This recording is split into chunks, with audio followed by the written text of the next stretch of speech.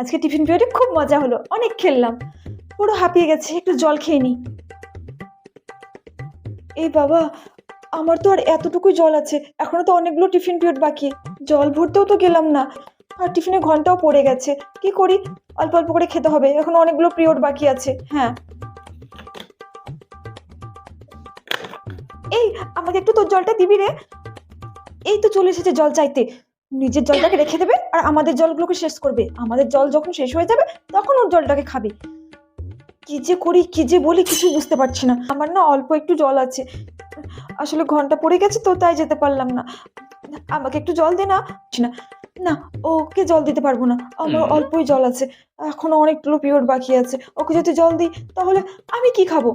আর আর ওকে জল দিলে তো ও পুরো জলটাকে শেষ করে দেবে।